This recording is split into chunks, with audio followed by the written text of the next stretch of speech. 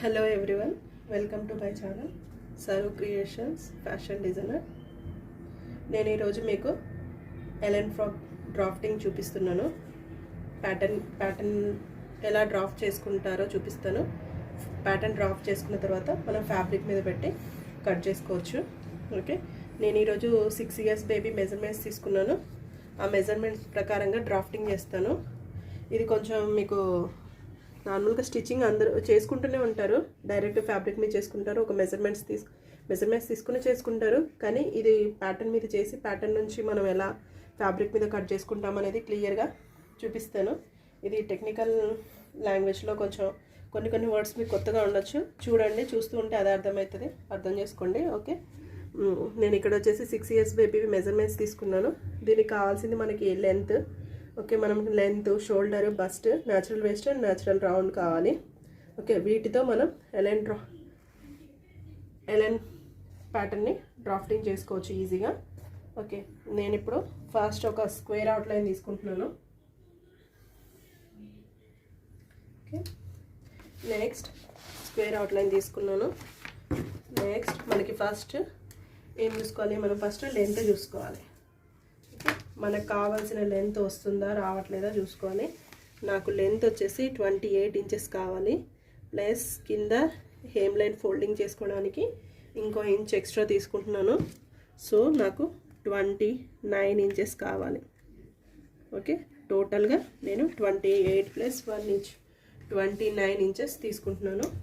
దీని తర్వాత నెక్స్ట్ వచ్చేసి షోల్డర్ మెజర్మెంట్ నాకు 11 వచ్చింది. సో 11 కాబట్టి నేను 11లో సగము 5.5 తీసుకుంటున్నాను. 5.5 వచ్చేసి నేను షోల్డర్ తీసుకున్నాను.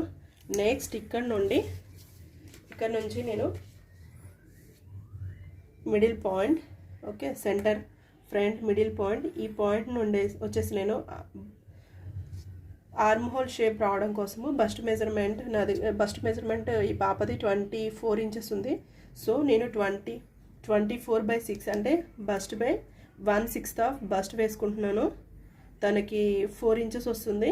నేను ఇది ఎలెన్ ఫ్రాక్ కొంచెం లూజ్గా ఉంటుంది కాబట్టి 5 పెట్టుకుంటున్నాను. ఒకవేళ ఫిట్టెడ్ గార్మెంట్స్ అయితే ఎగ్జాక్ట్లీగా 1/6 ఆఫ్ బస్ట్ వేసుకుంటాం, కానీ ఇది లూజ్ కాబట్టి మనం పెట్టుకోవచ్చు. ఓకే, నెక్స్ట్ నేను ఈ లైన్ని కలుపుతున్నాను. ఓకే, సేమ్ టు సేమ్ షోల్డర్ని నేను డౌన్ చేస్తున్నాను. షోల్డర్ ఎంత తీసుకున్నానో అంత దాన్ని బస్ట్ లైన్ మీదకి డౌన్ చేస్తున్నాను. ఓకే, ఇది వచ్చేసి మీకు ఫస్ట్ లైన్ అని చెప్పాను కదా. బస్ట్ వచ్చేసి పాపది 24 inches. సో రౌండ్లో 24 inches మనం 4 భాగాలు చేస్తాం కదా, 4 భాగాలతో చేసుకుంటాం కదా. 24 అంటే 24/6, 24/4 = 6 వస్తుంది. ఓకే, 4 6 24. సో నాకు 6 వచ్చింది. ప్లస్ నేను ఈజ్ కోసము 1.5 inch తీసుకుంటున్నాను. ఓకే, 1.5 inch 6 వచ్చింది. నేను 7.5 inch ఈజ్ తీసుకున్నాను. ఓకే, టోటల్ వచ్చేసి 7.5. ఈజ్ అంటే ఏం లేదండి, ఇది లూజ్. ఓకే, ఈజ్ అంటే లూజు. మన బాడీ మెజర్మెంట్స్ ఎంత ఉన్నాయో అంతే కాకుండా కొంచెం మనం లూజ్ తీసుకుంటే కొంచెం లూజ్గా ఉంటుంది గార్మెంట్. సేమ్ మెజర్మెంట్స్ ఎంత ఉన్నాయో అంతే తీసుకుంటే మనకి డ్రెస్ అనేది వేసుకోవడానికి ఇబ్బందిగా ఉంటుంది, వేసుకున్న తర్వాత కూడా ఇబ్బందిగానే ఫీల్ అవుతుంటారు. ఇంకా ఇది మరీ చిన్నపిల్లలు కాబట్టి ఖచ్చితంగా మనం కొంచెం లూజ్ పెట్టుకోవాలి. నెక్స్ట్ నేను హేమ్ లైన్ని స్క్వేర్ అవుట్లైన్ గీసుకున్నాను. సో నాకు వచ్చేసి సేమ్ నేను ఇక్కడ బస్ట్ లైన్ ఎంత ఇచ్చానో, ఇక్కడ నేను బస్ట్ లైన్ ఎంత తీసుకున్నానో చూడండి. ఇక్కడ నేను 7.5 తీసుకున్నాను. సేమ్ టు సేమ్ నేను హేమ్ లైన్లో కూడా 7.5 inches తీసుకుంటున్నాను. 7.5 ప్లస్ కింద నాకు షేప్ అండ్ లూజ్నెస్ హేమ్ రావడం కోసము నేను 2.5 inch ఎక్స్ట్రా తీసుకుంటున్నాను. ఓకే, ఇప్పుడు నేను 2.5 inch ఎక్స్ట్రా అంటే చూసుకోండి, 4 వైపులు అంటే 8 + 10 inches ఎక్స్ట్రా వస్తుంది నాకు. మొత్తం మీద బస్ట్ ఎంత ఉందో దాని మీద నాకు 10 inches ఎక్స్ట్రా వస్తుంది. దీన్ని ఏం లేదు, మనం ఈ స్క్వేర్ అవుట్లైన్ని మనము జాయిన్ చేసుకుంటున్నాము. ఓకే, దీంట్లో కర్వ్స్ ఏమీ రావు, న్యాచురల్ బ్రష్ నుంచి కర్వ్స్ ఏమీ రావు, ఎందుకంటే మనం డైరెక్ట్ ఆర్మ్ హోల్ నుంచి జాయిన్ చేసుకుంటున్నాము. ఓకే, చేసుకున్న తర్వాత ఇక్కడ ఎలైన్ ఫ్రాక్లో కింద షేప్ వచ్చేసి మనకి అప్ ఉంటుంది, అప్ చేసుకోవాలి. లేదు అంటే హేమ్ ఫాల్ అవుతుంది. కావాలి అంటే అలా కూడా చేసుకోవచ్చు. నేను 1.5 ఇంచ్ అప్ చేసుకుంటున్నాను. కావాలి అంటే మీరు ఇంకొంచెం పైకి కూడా చేసుకోవచ్చు. కాకపోతే ఏంటంటే బిగినర్స్ అయితే మీరు అక్కడ నుంచి మళ్ళీ మీరు స్టిచ్ చేసుకోవడం కొంచెం ఇబ్బంది, అంత ఈజీగా ఉండదు, కొంచెం ఇబ్బంది పడతారు. సో ఫస్ట్ స్టార్టింగ్ ట్రై చేసేటప్పుడు మీరు కొంచెం తక్కువ తీసుకోండి. తర్వాత కొంచెం ఎక్కువైనా పర్లేదు, తర్వాత స్టిచ్చింగ్లో మేనేజ్ చేయగలుగుతారు మీరు. ఓకే, నేను వచ్చేసి హేమ్ది క్లియర్ అయిపోయింది నాకు. సో ఇప్పుడు వచ్చేసి నేను ఆర్మ్ హోల్ తీసుకుంటున్నాను. చూడండి, ఆర్మ్ హోల్ ఈజీ ప్రాసెస్ ఏంటి అంటే మనకి ఇక్కడ ఆర్మ్ హోల్ ఇటు సైడ్ ఎంతైతే ఉందో ఇక్కడ నాకు 2 ఇంచెస్ వస్తుంది. సేమ్ టు సేమ్ నేను ఇదే 2 ఇంచెస్ ఇక్కడ కూడా మార్క్ చేసుకుంటున్నాను, ఎందుకంటే ఈజీగా మనం ఎక్కడి నుంచి ఎక్కడికి కరువు తీసుకోవాలో అనేది. ఓకే, తీసేసుకున్న తర్వాత షేపర్ ఉన్న వాళ్ళు ఇది వచ్చేసి ఇది ఫ్రెంచ్ కర్వ్ అండి, ఫ్రెంచ్ కర్వ్, దీన్ని ఆర్మ్ హోల్ షేపర్ అని కూడా అంటారు. ఓకే, వచ్చేసి ఇలా తీసేసుకోండి. ఇది వచ్చేసి మీకు అవుటర్ బ్యాక్ ఆర్మ్ హోల్ వస్తుంది. నెక్స్ట్ ఇక్కడ నుంచి నేను ఒక 1/2 inch inner front arm whole కోసం డ్రాఫ్ట్ చేశాను, మార్క్ చేసుకున్నాను. డైరెక్ట్లీ నేను షోల్డర్ టిప్ ఉంది కదా, షోల్డర్ టిప్ నుంచి నేను లైన్ని కిందికి డౌన్ చేసుకుంటున్నాను. సో ఇక్కడ ఎక్కడైతే మన back arm whole point start అయిందో సేమ్ అక్కడే మనము ఫ్రంట్ ఆర్మ్ హోల్ పాయింట్ని కూడా డ్రాప్ చేసుకుంటున్నాను నేను. నెక్స్ట్ వచ్చేసి నేను ఈ ఫ్రంట్ ఆర్మ్ హోల్ని కూడా షేప్ తీసుకుంటున్నాను. ఓకే, నెక్స్ట్ వచ్చేసి మనకి ఇక్కడ వరకు స్ట్రైట్గానే వస్తుంది, దాని తర్వాతనే కర్వ్ స్టార్ట్ అవుతుంది. ఈ ఆర్మ్ హోల్ షేప్ అనేది ఎగ్జాక్ట్లీ ఇంతే రావాలని లేదు, ఎందుకంటే అది బాడీ మెజర్మెంట్స్ని బట్టేసి కర్వ్ ఎక్కువ ఉన్న వాళ్ళకి బస్ట్ సైజ్ ఎక్కువ ఉంటే కర్వ్ ఎక్కువ వస్తుంది. ఇది చిన్నపిల్ల కాబట్టి కర్వ్ ఎక్కువ లేదు కాబట్టి తక్కువ వస్తుంది. ఇంకొకటి ఏంటి అంటే మనం నెక్ లైన్స్ ఎప్పుడైనా సరే 1/12 ఆఫ్ బస్ట్ మెజర్మెంట్తో మనం నెక్ లైన్స్ కట్ చేసుకోవాల్సి వస్తుంది. ఓకే, ఇప్పుడు ఈ మెజర్మెంట్లో బస్ట్ మెజర్మెంట్ వచ్చేసి 24 ఇంచెస్. సో నేను 24/12 వేసుకుంటున్నాను. సో నాకు 2 వస్తుంది. ఓకే, సో నేను 2 ఇంచెస్ ఇలా తీసుకున్నాను. ఇది వచ్చేసి బేసిక్ అండి. నేను కాలర్ చేయాలి అంటే దీనికి కాలర్ స్టిచ్ చేసుకోవాలి, నేను పీటర్ ప్యాన్ కాలర్ అలాంటిది ఏమైనా పెట్టుకోవాలి అంటే సో నేను ఇంతే పెట్టుకుంటాను. లేదు నేను నెక్ లైన్స్ అంటే ఇంకొంచెం పెంచుకోవచ్చు, అది మన ఇష్టము. ఇది బేసిక్ది కాబట్టి నేను ఇలాగే ఉంచుకుంటాను. నేను డౌన్ వచ్చేసి 3 ఇంచెస్ చేస్తున్నాను, కాలర్ కోసం వచ్చేసి 3 ఇంచెస్ చేస్తున్నాను. కాలర్ అవసరం లేదు నాకు, నేను డైరెక్ట్ ఇంతే అని అనుకుంటే ఇంతే కూడా చేసుకోవచ్చు. సో నేను ఇక్కడికి ఒక స్క్వేర్ అవుట్లైన్ కోసం తీసేసుకున్నాను. నేను దీన్ని షేప్ రావడం కోసం అని చెప్పేసి స్క్వేర్ అవుట్లైన్ తీసుకుంటున్నాను. లేదు స్క్వేర్ కంపల్సరీ తీసుకోవాల్సిన అవసరం లేదు, డైరెక్ట్ కూడా ఆర్మ్ హోల్ షేప్ చేసుకోవచ్చు. కాకపోతే ఏంటంటే మనకి ఈజీగా తెలిసిపోతుంది ఇలా చేసుకుంటే.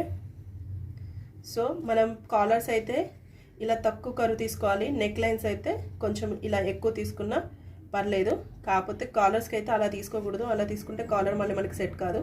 సో అందుకే నేను కాలర్ కోసమని తీసుకున్నాను. లేదు నాకు తర్వాత కాలర్ అవసరం లేదు, నేను వేరే కట్ చేసుకోవాలి అనుకుంటే చేసుకుంటాను. సో ఇది వచ్చేసి మనకి ఫ్రంట్ నెక్ లైన్. నేను బ్యాక్ నెక్ లైన్ వచ్చేసి నేను 1 ఇంచ్ తీసుకుంటున్నాను. కాలర్కి అయితే 1 ఇంచ్ కూడా అవసరం లేదు, నాకు తెలిసి 0.75 ఇంచెస్ తీసుకోవచ్చు. ఓకే, సో నేను 0.75 ఇంచెస్తో నేను ఇలా బ్యాక్ నెక్ లైన్ గీసుకున్నాను. సో ఇక్కడ నేను 0.25 ఇంచెస్ని షోల్డర్ టిప్ని డౌన్ చేసుకుంటున్నాను. ఓకే, ఇది వచ్చేసి షోల్డర్, చిన్నపిల్లలు కాబట్టి షోల్డర్ టిప్ మనకి 0.25లో సరిపోతుంది. పెద్దవాళ్ళకైతే 0.5 0.75 వరకు కూడా వెళ్ళొచ్చు. అది వాళ్ళ రిక్వైర్మెంట్ మెజర్మెంట్స్ని బట్టి రిక్వైర్మెంట్స్ ఉంటాయి, వాటిని బట్టి మనం చేసుకోవచ్చు. సో ఇది వచ్చేసి బేసిక్ ఎలైన్ డ్రాఫ్టింగ్. చూడండి, ఇందులో నేను అన్నాను, అంటే లూజ్నెస్ కోసం తీసుకున్నాను, కానీ నేను సీమ్ ఎలవెన్స్ తీసుకోలేదు. సీమ్ ఎలవెన్స్ అంటే మీరు చూడండి ఇక్కడ మీకు స్టిచ్, మీకు ఇక్కడ సీమ్ అనేది, సీమ్ అంటే స్టిచ్, ఇక్కడ మీరు ఈ పార్ట్లో మీరు స్టిచ్ చేస్తారు. కానీ మీకు స్టిచ్ చేయాలి అంటే మీకు ఎక్స్ట్రా ఫ్యాబ్రిక్ కూడా ఉండాలి.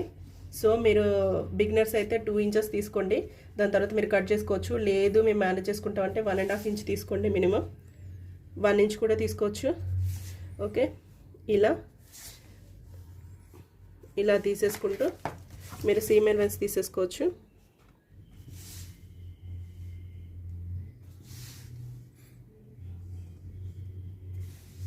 సో మీకు ఇక్కడ కరువు పార్ట్లో తక్కువే యూజ్ అవుతుంది, అక్కడ అంత పెద్ద యూజ్ అవ్వదు. మీరు దీన్ని ఇలా తీసేసుకోండి. మీకు కింద హేమ్ లైన్ దగ్గర ఎక్స్ట్రా సీమ్ ఎలవెన్స్ తీసుకోవాల్సిన అవసరం ఏం లేదు, ఎందుకంటే మీరు ఆల్రెడీ 1 ఇంచ్ ఎక్స్ట్రా తీసుకున్నారు. ఓకే, ఇది వచ్చేసి మీకు కట్ లైన్స్. సో నేను సిజర్ మార్క్ పెడుతున్నాను, సిజర్ మార్క్ పెట్టినంత కట్ లైన్స్. ఓకే, దీన్ని ఇలాగే కట్ చేసుకోవాలి. ఇక్కడ షోల్డర్ మీద కూడా మీకు వచ్చేసి 1/2 ఇంచ్ సీమ్ ఎలవెన్స్ తీసుకోవాలి. సీమ్ ఎలవెన్స్ కుట్టిన తర్వాత ఉంటాయి చూడండి, అదే సీమ్ ఎలవెన్స్.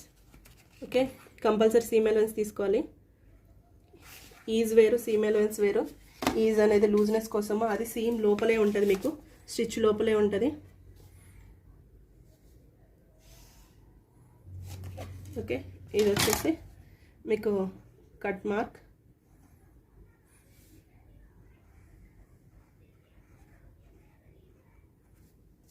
ఓకే, మీకు first back neck line cut చేసుకోండి. ఇలా first back neck lines cut చేసుకోండి, దాని తర్వాత ట్రేస్ చేసిన తర్వాత మీరు ఫ్రంట్ నెక్ లైన్ కట్ చేసుకుంటారు. సో నేను ఇది మీకు కట్ చేసి చూపిస్తాను. చూడండి, ఇక్కడ నేను ఇందాక ఒకే పేపర్ మీద back neck line, front neck line, back armhole, ఆ ఫ్రంట్ ఆర్మోల్ ఇందాక చేశాను కదా. ఇప్పుడు నేను దాన్ని సపరేట్ చేశాను. బ్యాక్ది సేమ్ బ్యాక్ లైన్ నుంచి ఫస్ట్ కట్ చేశాను, మీకు చూపించాను కదా సీజర్ మార్క్, అక్కడ నుంచి కట్ చేసేసాను. బ్యాక్ నెక్ లైన్ కూడా కట్ చేసేసాను, ఇక్కడ అప్లో ఉండేది. సో ఇది ఫ్రంట్ నెక్ లైన్. ఇప్పుడు మనకి ఇది వచ్చేసి ఓన్లీ ఫ్రంట్ పార్ట్. ఇక్కడ చూడండి, ఫ్రంట్ పార్ట్లో ఇది వచ్చేసి ఆన్ ఫోల్డ్ అని పెట్టాను. చూడండి, మీకు ఇది ఫ్రంట్ పార్ట్లో, ఇది 1 సైడ్ అయితే ఆన్ ఫోల్డ్ అంటే ఇది ఫోల్డింగ్లో ఉన్నట్టు, అంటే ఇంకొక పార్ట్ దీని కింది వైపుగా ఉన్నట్టు అనమాట. ఓకే, సేమ్ చెప్పాను కదా, బ్యాక్ది నెక్ లైన్ అప్ ఉంటుంది, ఫ్రంట్ది డౌన్ ఉంది. ఓకే, ఆర్మ్ హోల్ కూడా అలాగే అప్ అండ్ డౌన్ ఉంది. ఓకే, ఇది కూడా ఆన్ ఫోల్డ్. ఇది వచ్చేసి ఇక్కడ ఇలా నిలువుగా 2 మార్క్స్ పెట్టాను నేను, ఫ్రంట్లో అయినా బ్యాక్లో అయినా. సో ఇవేంటి అంటే గ్రెయిన్ లైన్స్. మనము నేసేటప్పుడు వీవింగ్ జరిగేటప్పుడు సెల్వేజ్ 2 సైడ్స్ ఉంటుంది, అది లెంత్ వైజ్ ఉందా విడ్త్ వైజ్ ఉందా చూసుకోవాలి. లెంత్ వైజ్ మనం ఫ్యాబ్రిక్ కట్ చేసుకుంటే ఆ డ్రెస్ కొంచెం ఎక్కువ రోజులు ఉంటుంది, విడ్త్ వైజ్ కట్ చేసుకుంటే అది ఎక్కువ రోజులు ఉంటుంది. ఆ డ్రెస్ తొందరగా తొందరగా అంటే పిగిలిపోతున్నట్టుగా తొందరగా ఖరాబ్ అయ్యే ఛాన్సెస్ ఉంటాయి అనమాట. కంఫర్ట్గా కూడా ఉండదు, ఎక్కడైనా కొంచెం టైట్ ఉన్న పిల్లలు ఎక్కడైనా కూర్చున్నా కానీ అది చినిగే ఛాన్స్ ఎక్కువగా ఉంటుంది అనమాట, ఎక్కువ రోజులు మన్నికి రాదు అంటారు కదా. సో అలా అనమాట. సో ఇప్పుడు నేను ఇక్కడ మనం కొన్ని చోట్ల విడ్త్ వైజ్ కట్ చేసుకోవాల్సి ఉంటాయి, అప్పుడు నేను గ్రెయిన్ మార్క్ విడ్త్ వైజ్ పెట్టుకుంటాము. ఇంకా క్రాస్ వైజ్ కట్ చేయాల్సి ఉంటాయి, అలాంటి టైంలో క్రాస్ వైజ్ కట్ చేసుకుంటాము. సో బాడీ బ్లాక్స్ అయితే మనము ఇప్పుడు ఇవైతే లెంత్ వైజ్ కట్ చేసుకుంటాము. నేను ఇప్పుడు ఫ్యాబ్రిక్ మీద వేసి చూపిస్తాను మీకు కటింగ్.